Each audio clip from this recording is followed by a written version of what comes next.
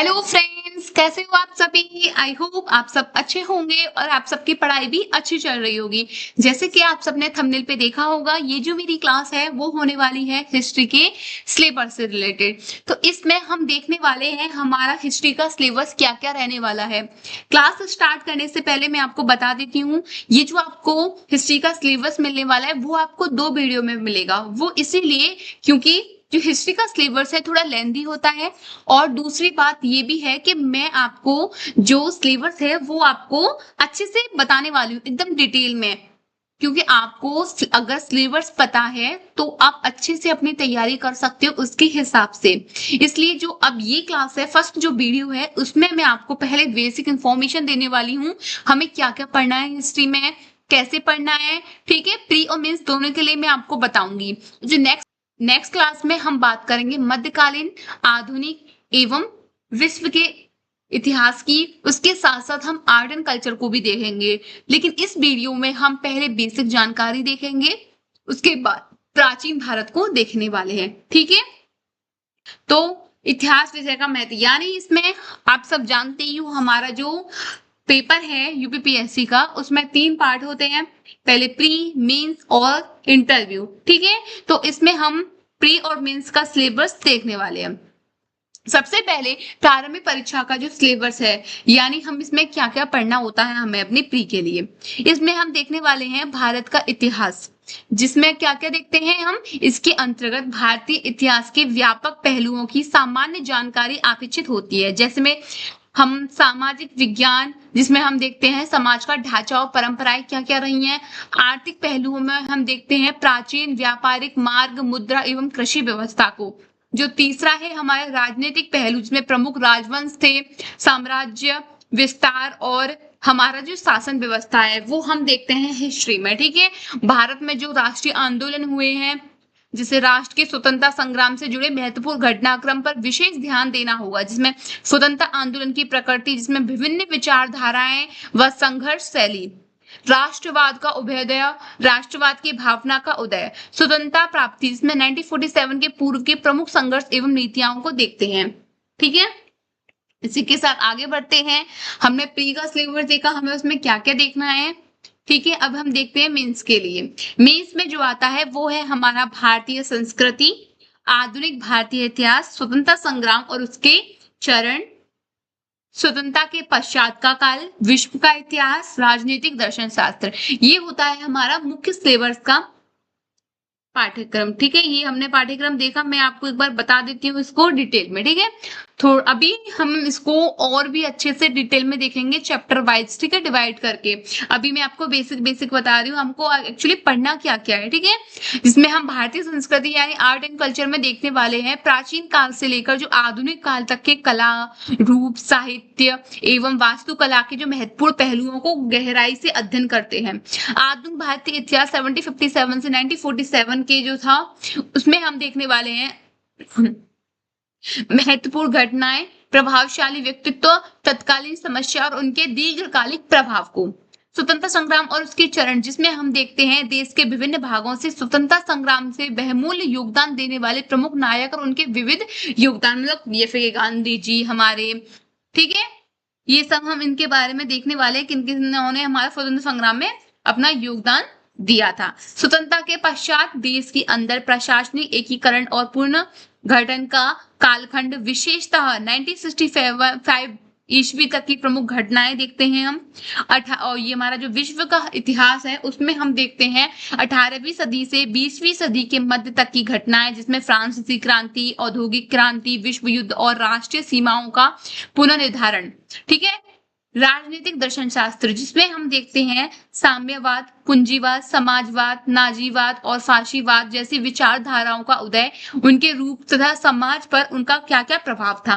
तो ये था हमारा जो मेंस का सिलेबस, मैंने आपको बता दिया है।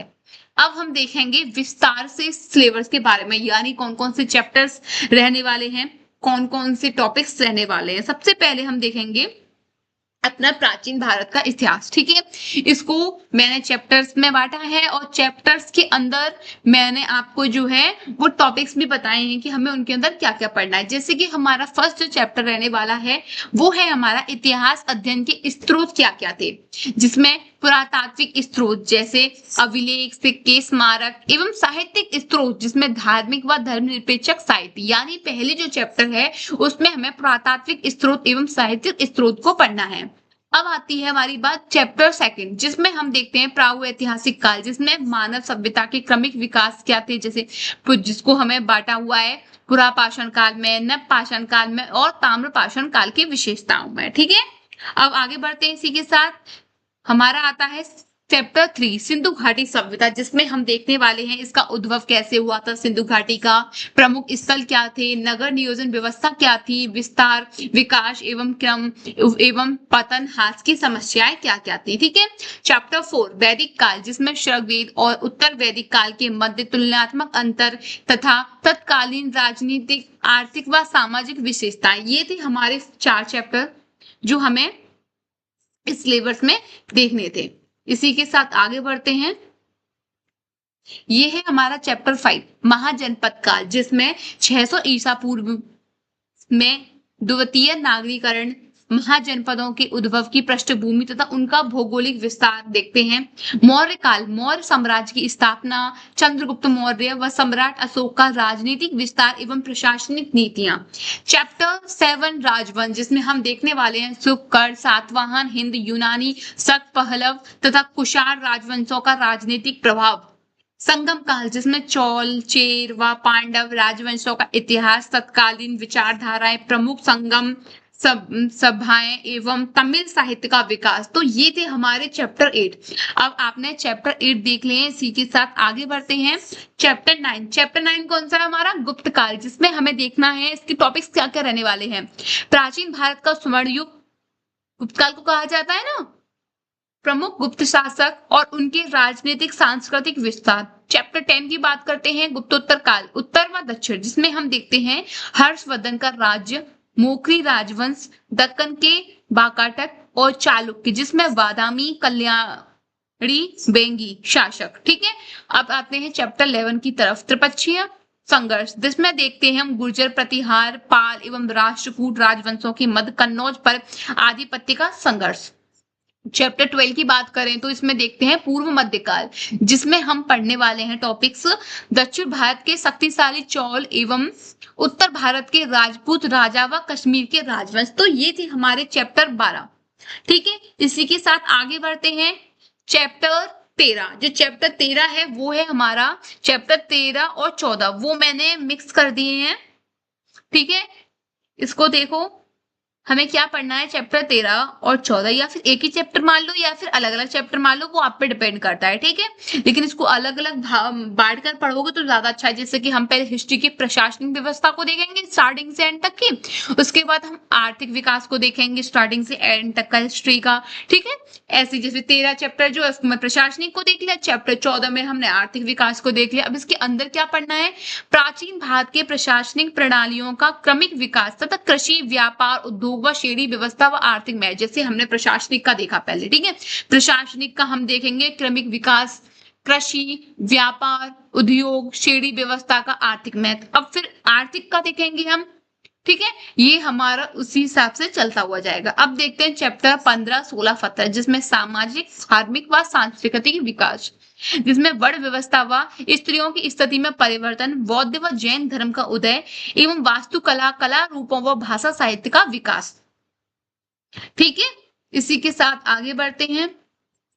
तो ये थे हमारे चैप्टर 17, जो हमें प्राचीन भारत के इतिहास को देखना है। हम इतने ही चैप्टर से हमारे प्राचीन भारत में है और आपको जो टॉपिक्स बताए हैं मैंने वही आपको कवर करने हैं। ठीक है, आपको डिटेल में मैंने सिलेबस बता दिया। अब हम देख लेते हैं हिस्ट्री का जो सिलेबस का वेटेज है सबसे ज्यादा जो है किस में रहने वाला है। जैसे प्राचीन भारत एवं कला संस्कृति, इसका जो एग्जाम में वेटेज रहता है वो 35% रहता है। मध्यकालीन का 20%, आधुनिक भारत एवं स्वतंत्रता संघर्ष का 30%, विश्व इतिहास एवं अन्य का 15% रहता है। ठीक है, आई होप आप सबको मेरी क्लास पसंद आई होगी। अगले वीडियो में हम मध्यकालीन, आधुनिक एवं विश्व इतिहास के विस्तृत पाठ्यक्रम का विश्लेषण करेंगे, ठीक है? मैंने आपको प्राचीन जो इतिहास है उसका सिलेबस एकदम डिटेल में बता दिया है। उससे बाहर कुछ भी नहीं जाएगा। आपको बस उसी के हिसाब से अपनी तैयारी करनी है और अपना सबसे पहले आपको नोट्स बनाने से पहले अपने फ्रंट पेज पर अपना सिलेबस लिखना है, ठीक है? सबसे इंपॉर्टेंट आपको सिलेबस की जानकारी होनी चाहिए। ठीक, उसी के बाद आपको नोट्स बनाने चाहिए। तो मिलती हैं आपको नेक्स्ट वीडियो में, तब तक